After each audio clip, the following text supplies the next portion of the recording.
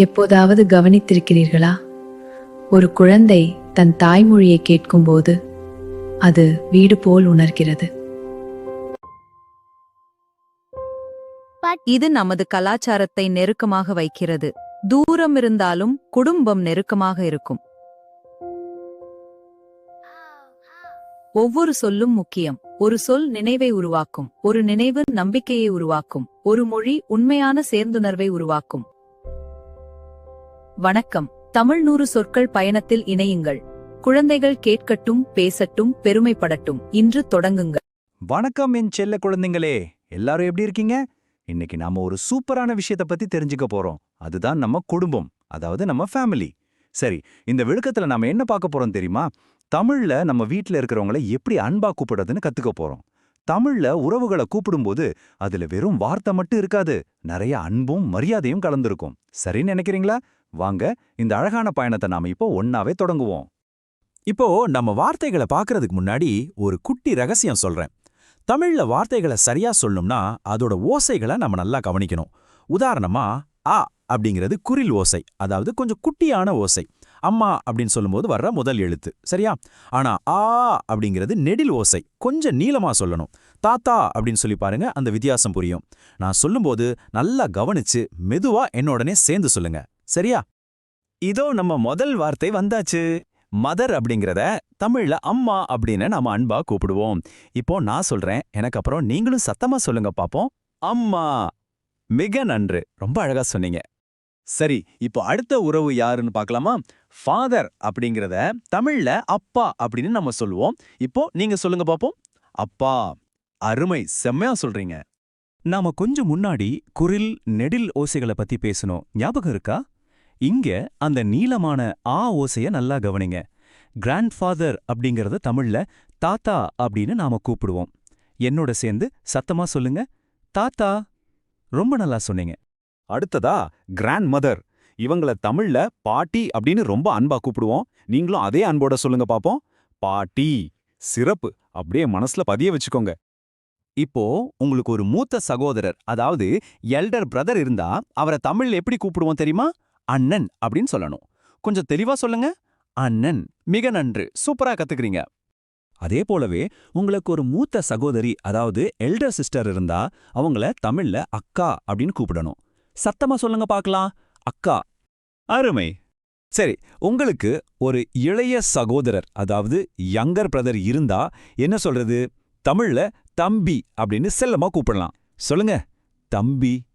ரொம்ப நல்லா சொன்னீங்க. அடுத்ததா இளைய சகோதரி, அதாவது யங்கர் சிஸ்டர். இவங்கள தமிழ்ல தங்கை அப்படின்னு சொல்லுவோம். என்னோட சேர்ந்து சொல்லுங்க, தங்கை. சிறப்பு, உங்களோட உச்சரிப்பு ரொம்ப நல்லா இருக்கு. பொதுவா பாய் அப்படிங்கிறத தமிழ்ல சிறுவன் அப்படின்னு நாம சொல்லுவோம். இப்போ நீங்க சொல்லுங்க, சிறுவன். மிக நன்று. அதுவே கேர்ள் அப்படிங்கிறத தமிழ்ல சிறுமி அப்படின்னு சொல்லுவோம். சொல்லுங்க பாப்போம். சிறுமி. அருமை. நீங்க இந்த 10 புதிய வார்த்தைகளையும் ரொம்ப சூப்பரா கத்துக்கிட்டீங்க. எனக்கே ரொம்ப பெருமையா இருக்கு. குட்டீஸ், அப்புறம் உங்களுக்கு ஹெல்ப் பண்ணிட்டு இருக்கிற பேரண்ட்ஸ், இப்போ இந்த விளக்கத்தை கொஞ்சம் அப்படியே நிறுத்துங்க. நாம 3 விஷயங்கள் பண்ண போறோம். 1, இத பாஸ் பண்ணுங்க. 2, நாம இப்போ கத்துக்கிட்ட இந்த 10 வார்த்தைகளையும் நல்லா சத்தமா சொல்லி பாருங்க. 3, ஒரு நோட்டு புத்தகத்தை எடுத்து இந்த வார்த்தைகளை அழகா எழுதுங்க. ஏன்னா திரும்ப திரும்ப இப்படி பயிற்சி பண்ணும்போது தான் தமிழ் வார்த்தைகள் ரொம்ப சுலபமா உங்க மனசுல பதியும். என்ன சேலமா? வினாடி வினாடி நேரம். ஆமாங்க, நாம எந்த அளவுக்கு கத்துக்கிட்டோம் அப்படின்னு ஒரு குட்டி கேம் மூலமா செக் பண்ணலாமா? நான் கேள்வி கேட்ட உடனே இந்த விளக்கத்தை நிறுத்திட்டு பதில சத்தமா சொல்லணும். ரெடியா? இதோ முதல் கேள்வி. மதர் அப்படிங்கறத தமிழ்ல என்ன சொல்வோம்? ஆப்ஷன் ஏ அப்பா, ஆப்ஷன் பி அம்மா, ஆப்ஷன் சி பாட்டி. சரியான விடை பி அம்மா. கண்டுபிடிச்சிட்டீங்களா? சூப்பர். இப்போ 2வது கேள்வி. தாத்தா அப்படின்னா யாரு? Option A grandfather, option B elder brother, option C father. விடையை கண்டுபிடிச்சிட்டீங்களா? சரியான விடை ஏ கிராண்ட்ஃபாதர். நீங்க கெஸ் பண்ண விதம் ரொம்பவே நல்லா இருக்கு. சரி, அடுத்த கேள்விக்கு போகலாம். எல்டர் சிஸ்டர் அப்படிங்கறத தமிழ்ல என்ன சொல்லுவோம்? ஏ தங்கை, பி சிறுமி, சி அக்கா. உங்க விடையை சொல்லுங்க பார்க்கலாம். சரியான விடை சி அக்கா. 4வது கேள்விக்கு வந்துட்டோம். சிறுவன் அப்படின்னா என்ன? Option A bye, option B father, option C younger brother. கொஞ்சம் யோசிச்சு பாருங்க. சரியான விடை ஏ பாய். செம. வாவ், நாம இப்போ பாதி கேள்விகளை தாண்டிட்டோம். ரொம்ப சுறுசுறுப்பா இருக்கீங்களே. இதோ 5வது கேள்வி. கிராண்ட் மதர் அப்படிங்கறத தமிழ்ல என்ன சொல்லுவோம்? ஏ அம்மா, பி பாட்டி, சி அக்கா. டக்குன்னு கண்டுபிடிங்க. சரியான விடை பி பாட்டி. இப்போ ஒரு சரி அல்லது தவறு கேள்வி. அப்பா மீன்ஸ் ஃபாதர். இது சரியா தவறா? ஆப்ஷன் ஏ சரி, ஆப்ஷன் பி தவறு. சரியான விடை ஏ சரி. 7வது கேள்வி. யங்கர் பிரதர் அப்படிங்கிறது தமிழ்ல என்ன சொல்லுவோம்? ஏ தம்பி, பி தாத்தா, சி சிறுவன். விடைய சத்தமா சொல்லுங்க. சரியான விடை ஏ தம்பி. அருமை, தொடர்ந்து கரெக்டா சொல்லிட்டு வரீங்க. இதோ 8வது கேள்வி. அண்ணன் அப்படின்னா யாரு? A younger sister, B elder brother, C grandfather. அந்த வார்த்தையோட ஓசையை கொஞ்சம் கவனிச்சு விடையச் சொல்லுங்க. சரியான விடை பி எல்டர் பிரதர். நாம இப்போ முடிவுக்கு நெருங்கிட்டோம். அதே எனர்ஜியோட இருங்க. 9வது கேள்வி. கேர்ள் அப்படிங்கறத தமிழ்ல என்ன சொல்லுவோம்? ஏ அம்மா, பி சிறுமி, சி தங்கை. உங்க விடை என்ன? சரியான விடை பி சிறுமி. இதுதான் நம்ம லாஸ்ட் கேள்வி. யங்கர் சிஸ்டர் அப்படிங்கறத தமிழ்ல என்ன சொல்லுவோம்? ஏ தங்கை, பி பாட்டி, சி அக்கா. கொஞ்சம் சத்தமா சொல்லுங்க. சரியான விடை ஏ தங்கை. மிகச்சிறப்பு. இந்த வினாடி வினாவை நீங்க ரொம்ப சூப்பரா முடிச்சிட்டீங்க. அதுக்காக உங்களுக்கு ஒரு பெரிய கிளாப் சொல்லிக்கிறேன். இப்போ நம்ம இறுதி திருப்புதல் அட்டவணைய பாருங்க. நாம இன்னைக்கு கத்துக்கிட்ட 10 வார்த்தைகளையும் கடைசியா ஒரு முறை ரிவைஸ் பண்ணிடலாமா?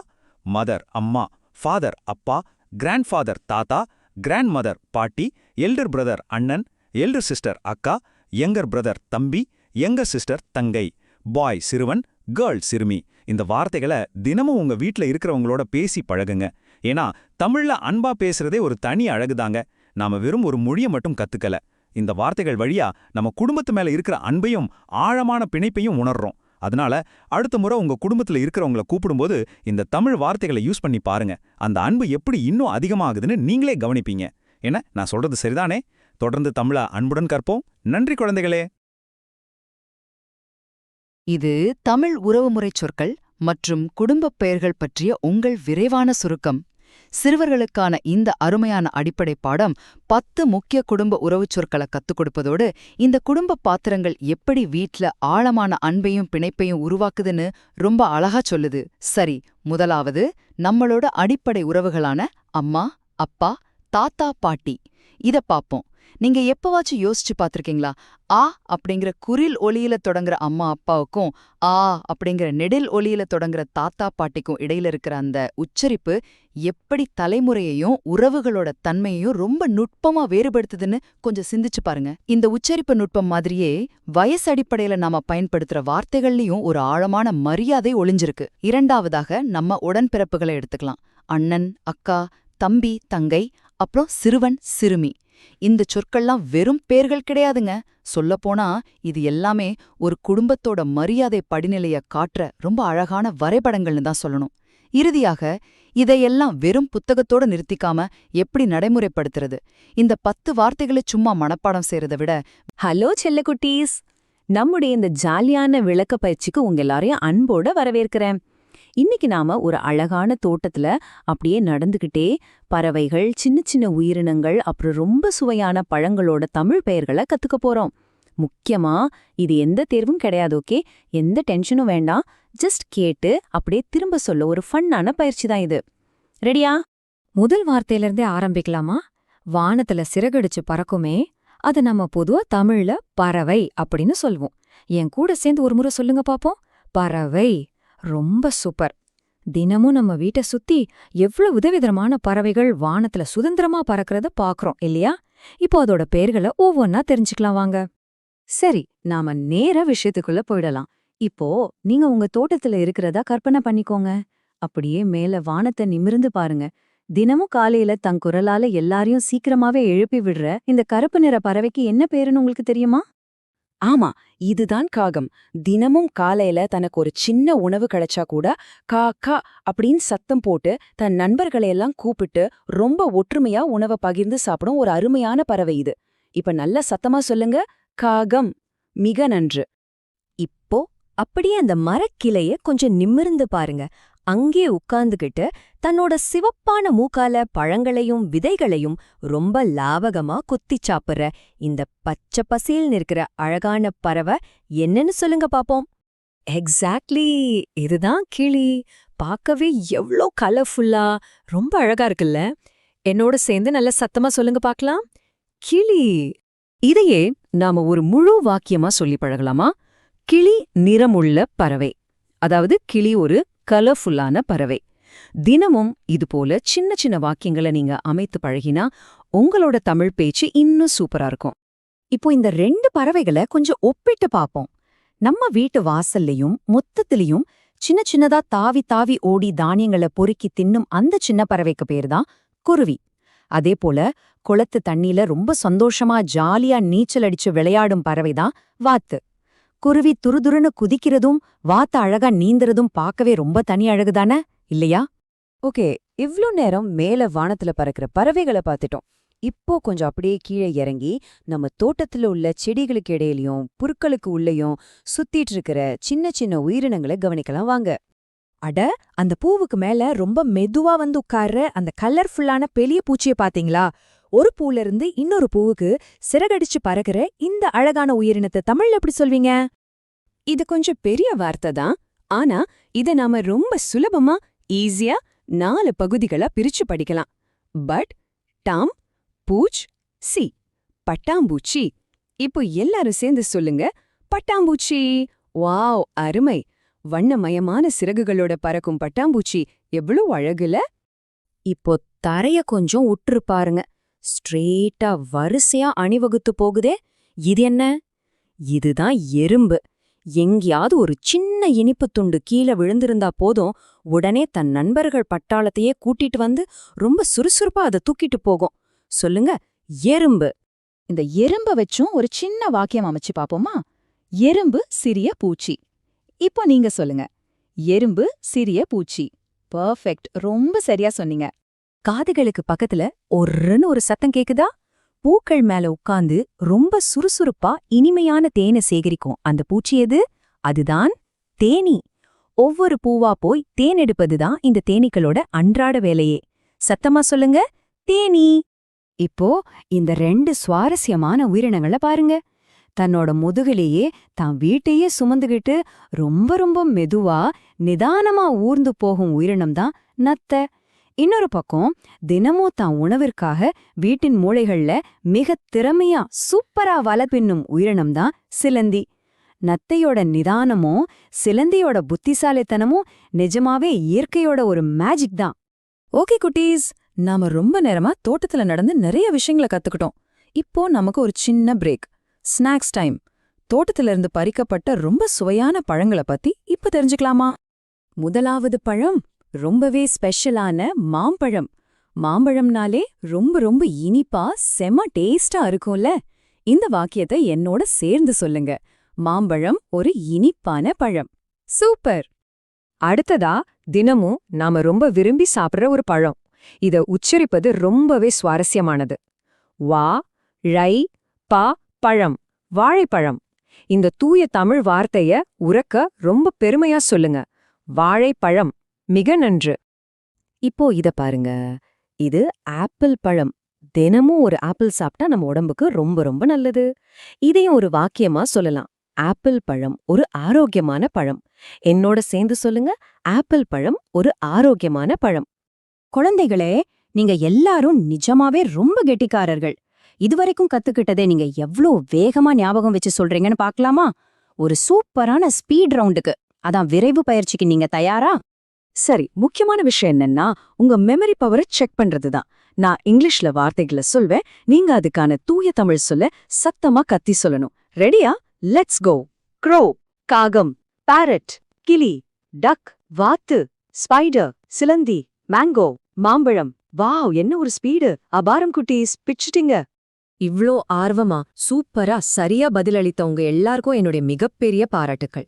இன்னைக்கு நாம எவ்ளோ தமிழ் சொற்களை கத்துக்கிட்டோம் பாத்தீங்களா? இத உங்க வீட்ல உள்ளவங்க கிட்ட கண்டிப்பா பேசி பழகுங்க. நாளைக்கு நீங்க உங்க வீட்டு தோட்டத்துல விளையாட போகும்போது புதிதா எந்த உயிரினத்தை பார்த்து அதோட தமிழ் பேரை கண்டுபிடிக்க போறீங்கன்னு யோசிச்சு வைங்க. மீண்டும் இதுபோல இன்னொரு சுவாரஸ்யமான விளக்க பயிற்சியில் சந்திப்போம். டாடா. இது பறவைகள் மற்றும் சிறு உயிரினங்களுக்கான அடிப்படை தமிழ் பெயர்கள் பற்றிய ஒரு சுருக்கமான கண்ணோட்டம். ரொம்ப சீக்கிரமா தமிழ் கத்துக்க ஆசைப்படுறவங்களுக்காக நம்ம வீட்டை சுத்தி பார்க்கிற 10 முக்கியமான உயிரினங்களோட பெயர்களை நம்ம கத்துக்க போறோம். ஏன்னா அன்றாட பேச்சுல இதெல்லாம் ரொம்பவே உதவும். முதலாவதாக வானத்துல பார்க்கிற பறவைகளோட பெயர்களை தெரிஞ்சுக்கலாம். பொதுவா எல்லாத்தையும் பறவை அப்படின்னு சொல்லுவோம். ஆனா தினமும் காலையில கத்துற காகம், சின்னதா இருக்கிற குருவி, அழகான கிளி, அப்புறம் தண்ணீல நீந்துற வாத்து அப்படின்னு ஒவ்வொன்னையும் அதோட பெயரால கூப்பிடுறதுல ஒரு தனி அழகு இருக்கு இல்லையா? இதெல்லாம் நம்ம சூழலை விவரிக்க ரொம்பவே அவசியம். இரண்டாவதாக கொஞ்சம் கீழே இறங்கி நம்ம தோட்டத்திலையும் வீட்டுக்குள்ளேயும் சுத்துற சின்ன சின்ன உயிரினங்களை கவனிக்கலாம். அதாவது வண்ணமயமான பட்டாம்பூச்சி, இனிப்ப மொய்க்கிற இரும்பு, சுறுசுறுப்பான தேனீ, வலை பின்ற சிலந்தி, அப்புறம் மெதுவா ஊர்ந்து போற நத்தை. நீங்க கவனிச்சிருக்கீங்களா? பெரிய விலங்குகளை விட தினமும் நம்ம சமையலறையிலையும் வாசல்லையும் பார்க்கிற இந்த சின்ன உயிரினங்களோட பெயர்கள் தான் நம்ம சாதாரண உரையாடலுக்கு அடிக்கடி தேவைப்படும். இறுதியாக இந்த 10 வார்த்தைகளையும் எப்படி சுலபமா ஞாபகம் வச்சுக்கிறது? இது ரொம்ப சுலபம். கேட்டு திரும்ப சொல்ற பயிற்சி முறைதான். சின்ன குழந்தைங்க எப்படி வார்த்தைகளை திரும்ப திரும்ப சொல்லி பழகுவாங்களோ அதே மாதிரி நாமளும் பயிற்சி செஞ்சா நம்ம மூளையில இந்த புது மொழி ரொம்ப ஆழமாவும் ஈஸியாவும் பதிஞ்சிடும். ஆக மொத்தத்துல நம்ம சுத்தி இருக்கிற இந்த 10 எளிய பெயர்களை தொடர்ந்து பழகிறது தான் நீங்க சரளமா தமிழ் பேசுறதுக்கான ஒரு உறுதியான முதல் படியா இருக்கும். வணக்கம் குட்டீஸ், நம்மளோட இந்த ஸ்பெஷலான எக்ஸ்பிளைனருக்கு உங்களை அன்போட வரவேற்கிறேன். இன்னைக்கு நான் ரொம்ப எக்ஸைட்டடா இருக்கேன். ஏன்னா நாம ஒரு சூப்பரான வர்ச்சுவல் டூர் போக போறோம். அதாவது போக்குவரத்து வாகனங்கள், இங்கிலீஷ்ல டிரான்ஸ்போர்ட் அப்படின்னு சொல்லுவோம் இல்லையா, அதோட தமிழ் பெயர்களை நாம இன்னைக்கு கத்துக்க போறோம்.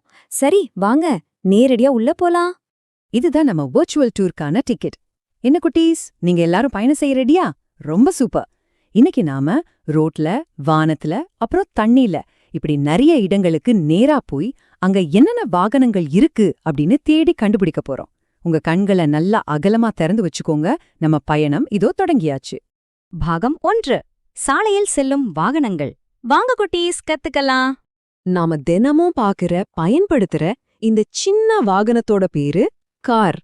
ஆனா இதுக்கான அழகான சரியான தமிழ் வார்த்தை என்ன தெரியுமா? மகிழுந்து. ம கி ழுன் து, மகிழுந்து. இந்த மகிழுந்துல ஏறிதான் நம்ம ஸ்கூலுக்கும் கடைக்கும் பார்க்குக்கெல்லாம் ஜாலியா போறோம். இப்ப நீங்க என் கூட சேர்ந்து சொல்லுங்க, கார், மகிழுந்து. ரொம்ப அருமை. இப்போ இத பாருங்க, இது ஒரு பெரிய வாகனம். நிறைய பேரை ஒன்னா ஏத்திட்டு போற வாகனம். இதோட பேரு பேருந்து. பேருந்து, பேருந்து. நீங்க உங்க ஃப்ரெண்ட்ஸோட சேர்ந்து ஸ்கூலுக்கு போக இந்த வாகனத்தை தானே பயன்படுத்துவீங்க இல்லையா? ஏன் கூட சேர்ந்து பொறுமையா சொல்லுறீங்களா? பேருந்து. அட, ரொம்ப அழகா சொன்னீங்க. ஓ, இது உங்களுக்கு ரொம்ப பிடிச்ச வாகனமாச்சே. இதோட பேரு மிதிவண்டி. மி தி வன் டி, மிதிவண்டி. இதுக்கு 2 சக்கரங்கள் இருக்கும். நாம நம்ம கால்களால மிதிச்சு பேலன்ஸ் பண்ணி இதை ஓட்டணும். இப்போ நீங்க சத்தமா சொல்லுங்க பார்க்கலாம், மிதிவண்டி. ரொம்ப சிறப்பு. ரொம்ப வெயிட்டான பொருட்களை ஏத்திட்டு போற பெரிய வாகனம் இது. நாம சாதாரணமா இத லாரி அப்படின்னு சொல்வோம். ஆனா இதுக்கான சரியான தமிழ் வார்த்தை சரக்கு வண்டி. ச ர கு வண்டி, சரக்கு வண்டி. பெரிய பெரிய பெட்டிகள் எல்லாம் இத அசால்ட்டா சுமந்து செல்லும். நீங்களும் ஒரு முறை சொல்லுங்க, சரக்கு வண்டி, லாரி. சூப்பரா சொன்னீங்க. பாகம் 2. தூரத்திலும் உயரத்திலும் பயணம். வாங்க, ரொம்ப தூரமான பயணத்துக்கு நாம தயாராகலாம். ரயில் பாதையில போற மிக நீளமான வாகனம் இதுதான். இதோட பேரு தொடர்வண்டி. தொடர்வண்டி, தொடர்வண்டி. இது ஒரு ஸ்டேஷன்ல இருந்து இன்னொரு ஸ்டேஷனுக்கு நிறைய பேரை ஏத்திட்டு போகும். இப்போ நீங்க சொல்ல வேண்டிய நேரம். தொடர்வண்டி. உங்க உச்சரிப்பு உண்மையிலே ரொம்ப சிறப்பா இருக்கு. நாம இப்போ தண்ணி இருக்கிற இடத்துக்கு வந்துட்டோம். தண்ணில அழகா மிதந்து போற இந்த வாகனத்தோட பேரு படகு. ப-ட-கு, படகு. இது ஆறு, ஏரி, அப்புறம் கடல்ல எல்லாம் சூப்பரா மிதந்து போகும். ஏன் கூட சேர்ந்து சொல்லுங்க, படகு. ரொம்ப அருமை. குட்டீஸ், அப்படியே மேல வானத்தை பாருங்க. மேகங்களுக்கு நடுவுல பறக்கிற இந்த வாகனத்தோட பேரு விமானம். வி-மா-ந-இம், விமானம். ரொம்ப தூரம் பயணம் செய்ய நாம இதைத்தான் பயன்படுத்துறோம். நீங்களும் வானத்துல பறக்கிற மாதிரி கற்பனை பண்ணிக்கிட்டே சொல்லுங்க, விமானம். அட்டகாசம். பாகம் 3 நகரம் மற்றும் அவசரகால வாகனங்கள்.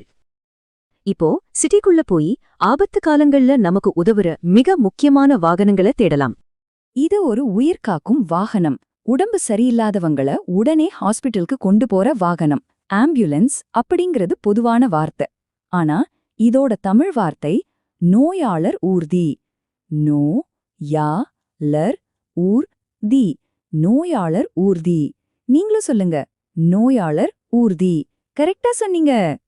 இது போலீஸ், அதாவது காவலர்கள் பயன்படுத்துற வாகனம். மக்களை பாதுகாப்பா வச்சுக்க காவலர்கள் இதுல தான் வேகமா பயணம் செய்வாங்க. இதோட பேரு காவல் வண்டி. கா-வல் வண்டி. காவல் வண்டி. இப்போ நீங்க சத்தமா சொல்லுங்க, காவல் வண்டி. மிகச்சிறப்பு. நகரத்துல நாம பாக்குற இன்னொரு முக்கியமான வாகனம் இது. எங்கேயாவது தீ விபத்து நடந்தா அந்த தீய அணைக்க தண்ணி, ஏணிகள்னு எல்லாத்தோடையும் வர வாகனம். இதோட பேரு தீயணைப்பு வண்டி. தீ-ய-நைப்-பு வண்டி. தீயணைப்பு வண்டி. என்கூட சேர்ந்து சொல்லுங்க, தீயணைப்பு வண்டி. பிரமாதம். பாகம் 4 வாகனங்களின் ஒலியை கண்டுபிடிக்கும் விளையாட்டு. குட்டீஸ், உங்களுக்காக ஒரு குட்டி சேலஞ்ச். நான் இப்போ ஒரு சத்தம் போடுவேன். அது எந்த வாகனம் அப்படின்னு நீங்க தமிழ்ல தான் சொல்லணும். ரெடியா?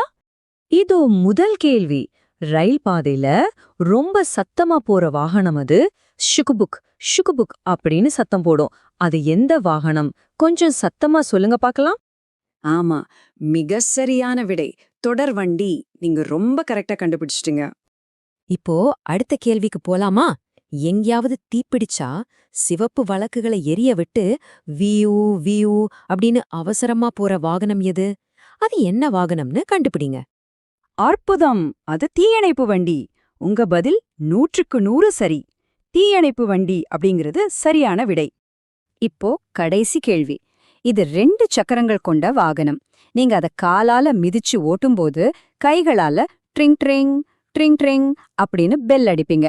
அது என்ன வாகனம்? சீக்கிரம் சொல்லுங்க. மிகச் சிறப்பு, அது மிதிவண்டி. இந்த விளையாட்டை நீங்க ரொம்ப சூப்பரா விளையாடினீர்கள். உங்களுக்கு என்னோட பெரிய பாராட்டுகள். பாகம் 5 இன்றைய பாடத்தின் சுருக்கம். இன்னைக்கு நாம நிறைய அற்புதமான தமிழ் வார்த்தைகளை கத்துக்கிட்டோம். அது என்னென்ன அப்படின்னு ஒரு தடவை குயிக்கா பாத்துருவோமா? இதோ அந்த 10 வார்த்தைகள்.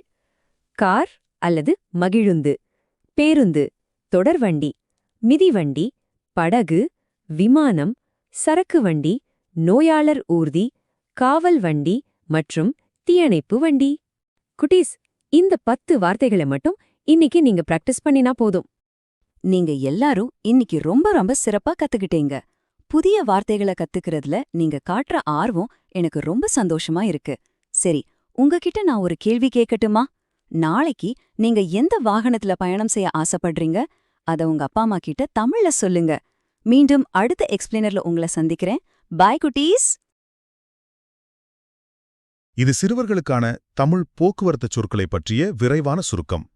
வெளிநாடுகளில் வளரும் நம் குழந்தைகளுக்கு தாய்மொழியை ஒரு சுமையாக இல்லாமல் விளையாட்டாகவும் மிக எளிதாகவும் எப்படி சொல்லித்தரலாம் என்பதற்கான வழிகாட்டி இது. முதலாவதாக நாம் அன்றாடம் பயன்படுத்தும் வாகனங்களை பார்ப்போம்.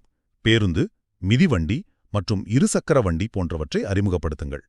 முக்கியமாக கார் என்ற சொல்லோடு மகிழுந்து என்ற அழகிய தமிழ்ச் சொல்லையும் சேர்த்து சொல்லிக் கொடுங்க. இது அவர்களுக்கு பரிச்சயமான ஒன்றிலிருந்து புதியதை கற்பிக்கும் ஒரு அருமையான வழி. இரண்டாவதாக, கொஞ்சம் பெரிய வாகனங்களான சரக்குந்து, ரயில், கப்பல் மற்றும் உலங்கு வானூர்தி, அதாவது ஹெலிகாப்டர் ஆகியவற்றை கற்றுக் கொடுங்கள். இப்படி பெரிய வாகனங்களின் பெயர்களை கேட்பது குழந்தைங்களோட கற்பனை திறனை சும்மா வேற லெவலுக்கு கொண்டு செல்லும், தெரியுமா? இறுதியாக, இந்த சொற்களை மனப்பாடம் செய்ய வைக்காமல் ஒரு விளையாட்டாக மாற்றுவது எப்படி? ரொம்ப சுலபம். விமானம் வானத்தில் பறக்குமா, படகு தண்ணீரில் செல்லுமான்னு அவங்க கிட்டே கேளுங்க. நீங்களே அந்த வாகனங்களின் ஒலிகளை ஜாலியா எழுப்பி காட்டுங்க. அவங்களுக்கு பிடிச்ச வாகனம் எதுன்னு கேட்டு பேசுங்க. இப்படி தினசரி வாழ்வில் இந்த வார்த்தைகளையும் அவற்றின் ஒலிகளையும் பயன்படுத்தும்போது குழந்தைகள் மிக எளிதாக தமிழை தங்கள் அடையாளத்தோடு இணைத்துக் கொள்வார்கள். வணக்கம் செல்ல குழந்தைங்களே, எல்லாரும் எப்படி இருக்கீங்க? இன்னைக்கு நாம ரொம்ப ரொம்ப முக்கியமான ஒரு விஷயத்த பத்தி பேச போறோம். அதுதான் நேரச் சொற்கள். நேரம் எப்படி நகருது, அதை நாம எப்படி சொல்றதுன்னு ரொம்ப ஜாலியா கத்துக்கலாமா?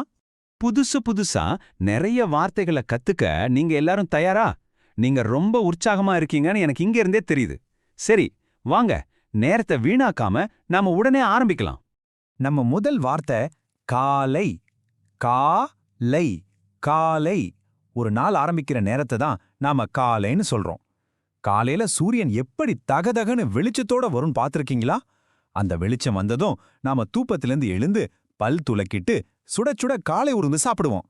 இப்ப நீங்களும் என் கூட சேர்ந்து சொல்லுங்க பாப்போம். காலை. அருமை. அடுத்த வார்த்தை மதியம். ம-தி-யம். மதியம். இது ஒரு நாளோட சரியா நடுப்பகுதி.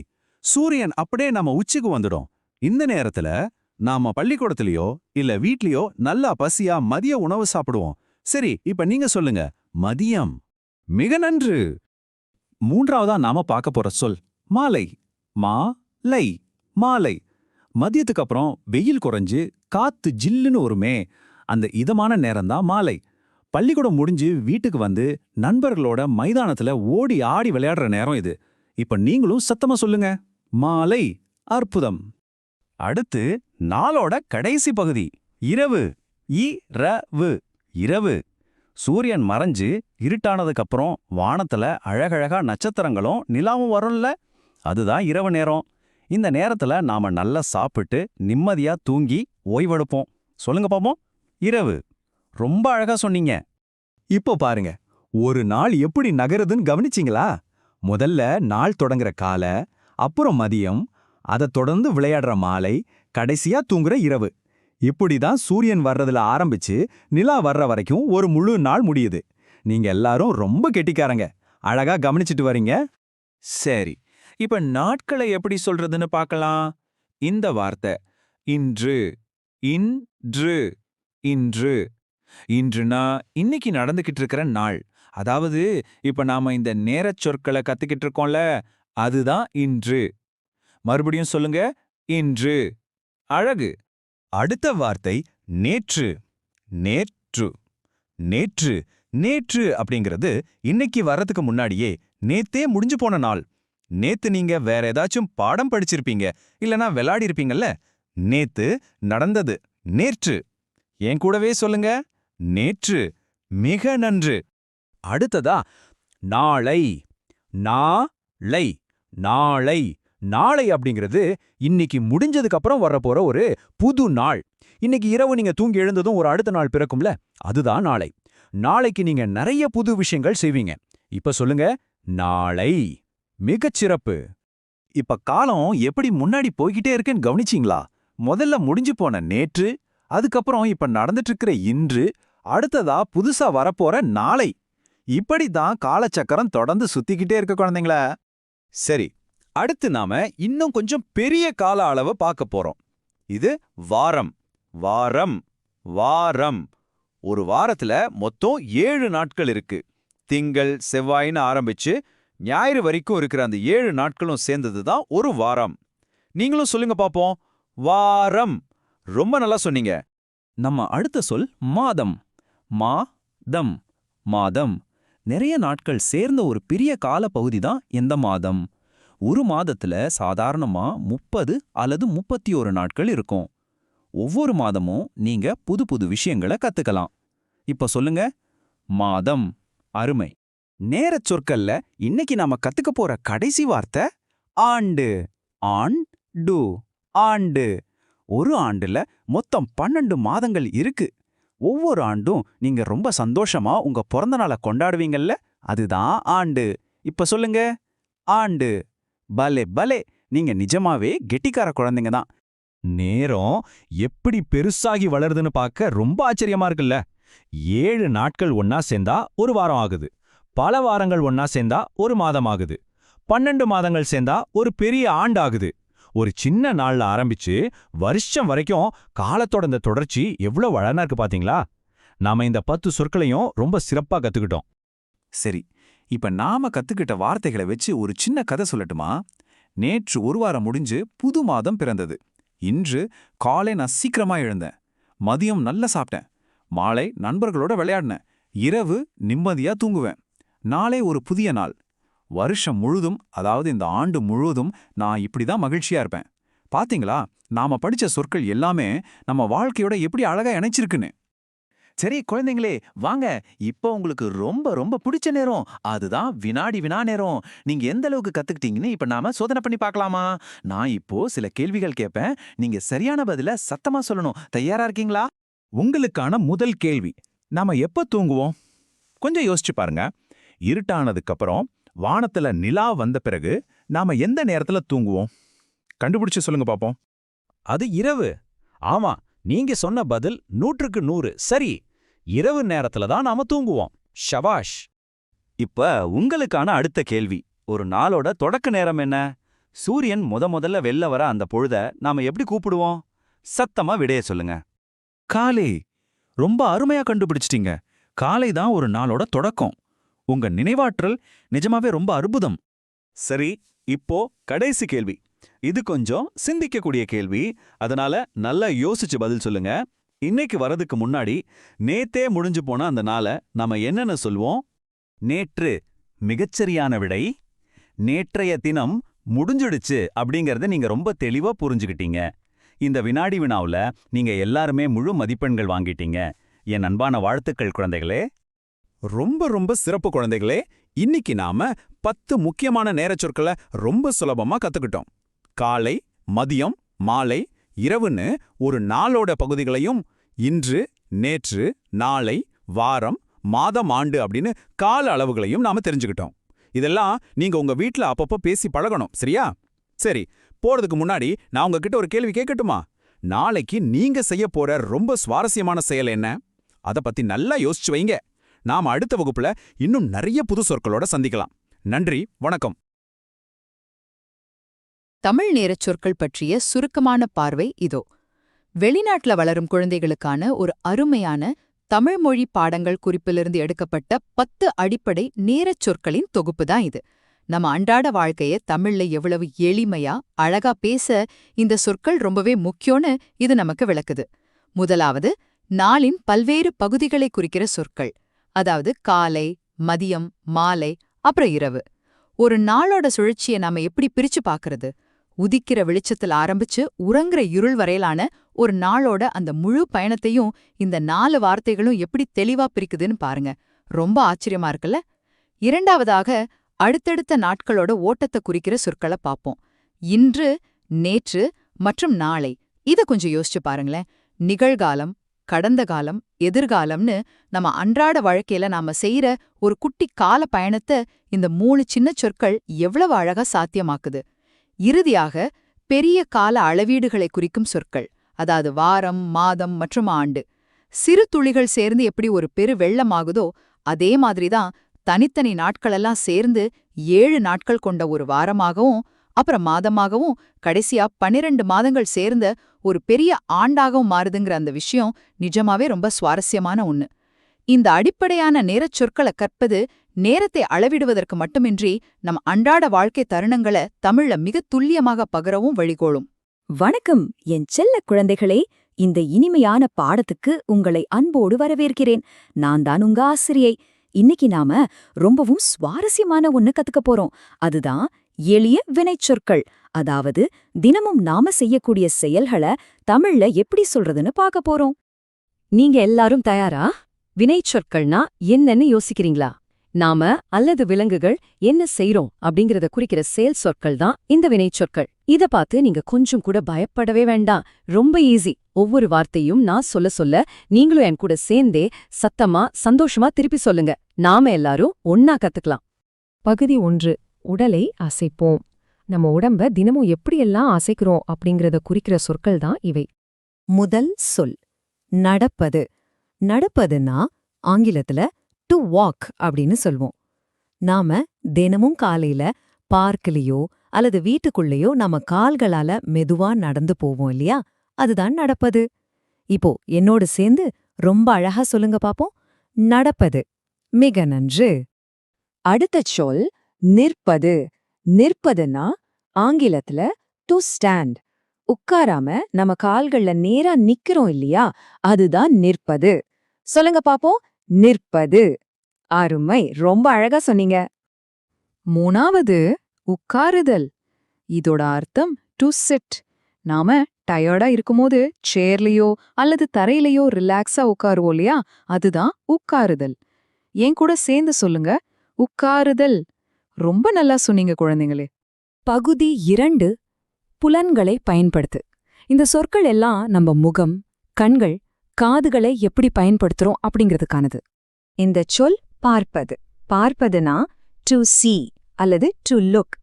நம்ம கண்களை பயன்படுத்தி நம்மள சுத்தி இருக்கிற அழகான உலகத்தை பார்க்கறோம் இல்லையா, அதுதான் பார்ப்பது. என்னோட சேர்ந்து சொல்லுங்க, பார்ப்பது. மிக நன்று. அடுத்ததா கேட்பது. கேட்பதுனா டு ஹியர் அல்லது டு லிசன். இனிமையான பாட்டு கேக்குறது, இல்லனா உங்க ஆசிரியரை சொல்றத கவனமா கேக்குறது. இதுக்கு ஒருத்தர்கிட்ட கேள்வி கேட்பது அப்படிங்கிற இன்னொரு அர்த்தமும் இருக்கு. சொல்லுங்க, கேட்பது. சிறப்பு. அடுத்த சொல் பேசுவது. பேசுவதுன்னா டு ஸ்பீக். வார்த்தைகளை பயன்படுத்தி நம்ம குரலால மத்தவங்க கிட்ட பேசுறது. இப்போ நான் உங்ககிட்ட பேசிட்டு இருக்கேன் இல்லையா, அதுதான். சொல்லுங்க, பேசுவது. அருமையான முயற்சி. 3ஆம் பகுதி பொருட்களுடன் செயல்கள்.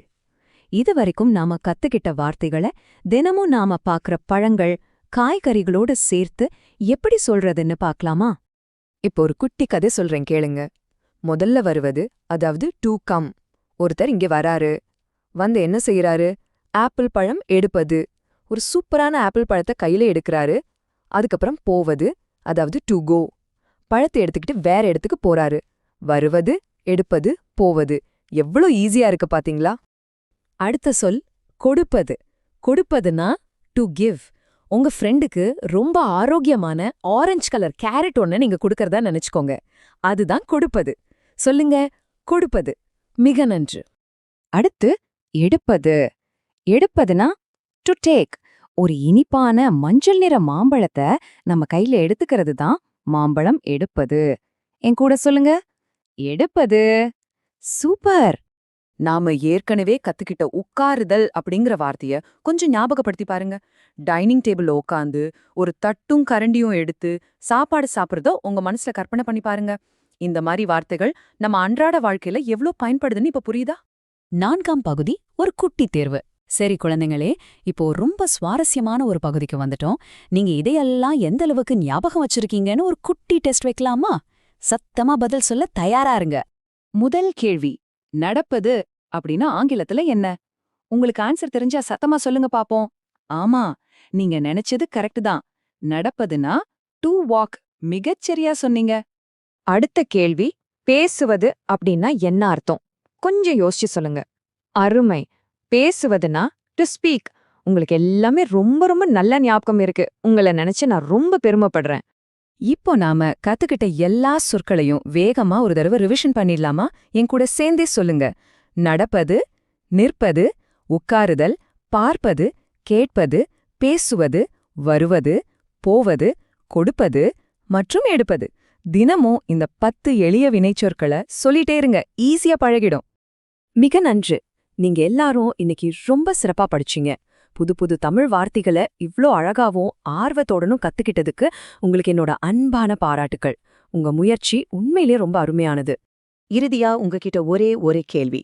இன்னைக்கு நீங்க கத்துக்கிட்ட இந்த வினைச்சொற்கள்ல எந்த வார்த்தைய உங்க குடும்பத்துல இருக்கிறவங்க கிட்ட பேசி பழக போறீங்க? நீங்க நடக்கும்போதோ உட்காரும்போதோ இந்த தமிழ் வார்த்தைகளை பயன்படுத்தி பேசி பாருங்க. தமிழை பேசி பழகுங்கள். மீண்டும் அடுத்த பாடத்துல சந்திக்கலாம். நன்றி, வணக்கம். நாம் அன்றாடம் பயன்படுத்துகிற 10 மிக எளிய தமிழ் வினைச்சொற்களை பற்றிய ஒரு சுருக்கமான தொகுப்பு இது. வினைச்சொற்கள்னா என்னன்னு கேக்குறீங்களா? அதாவது நாம என்ன செய்யறோம் அப்படிங்கறத மத்தவங்களுக்கு ரொம்ப தெளிவா புரிய வைக்கிற உயிர்நாடியான வார்த்தைகள் தான் இந்த வினைச்சொற்கள். முதலாவதாக வாங்க, போங்கள், உட்காருங்கள், நில்லுங்கள் போன்ற உடல் இயக்கம் சம்பந்தப்பட்ட வார்த்தைகளை எடுத்துப்போம். பொதுவா இந்த சொற்கள் ஒரு வாகனத்தோட ஸ்டியரிங் அப்புறம் பிரேக் மாதிரி செயல்பட்டு நம்ம உரையாடல்ல எந்த ஒரு தடையும் இல்லாம சரியான பாதையில வழிநடத்துது. இரண்டாவதாக, இப்படி உடலை இயக்கின பிறகு அது சோர்வில்லாம தொடர்ந்து இயங்க சக்தி வேணும் இல்லையா? அதனாலதான் நாம அடுத்ததா சாப்பிடுங்கள், குடியுங்கள், தூங்குங்கள் அப்படிங்கிற சொற்களுக்கு வரோம். கொஞ்சம் யோசிச்சு பாருங்க. உணவு, தண்ணீர், தூக்கம், இந்த 3 அடிப்படை விஷயமும் இல்லாம நம்மால ஒரு நாள் கூட முழுமையா வாழ முடியுமா? இறுதியாக, நம்ம அடிப்படை தேவைகள் எல்லாம் முடிஞ்சதும் மனித மனம் ரொம்ப இயல்பா அறிவையும் மகிழ்ச்சியையும் தேடும். அதனால படியுங்கள், எழுதுங்கள், விளையாடுங்கள் போன்ற வார்த்தைகள் வெறும் செயல்களா மட்டும் இல்லாம நம்ம வாழ்வோட அடுத்த கட்ட தேடல ரொம்ப அழகா உணர்த்துது. இந்த அடிப்படை வினைச்சொற்களை நீங்க தினமும் பேசி பழகுறதன் மூலமா உங்களால ரொம்ப சீக்கிரமே தமிழ்ல எந்த தயக்கமும் இல்லாம சரளமா பேச தொடங்க முடியும்.